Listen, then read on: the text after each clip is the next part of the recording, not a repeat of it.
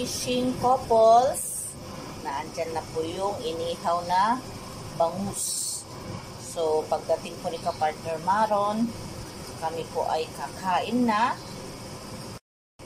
para matikman namin ang lasa ng aking inihaw na bangus.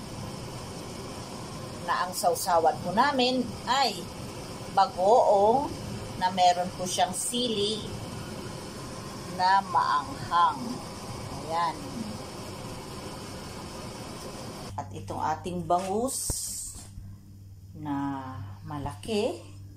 Ito po ay large size. Binili po namin sa Asian market.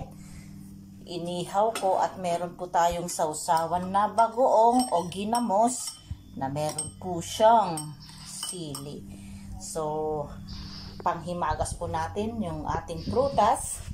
Kaya halina kayo, sabayan niyo po kami na kumain ng aming pananghalian ni ka-partner Maron. So, tara na, kain na po tayo.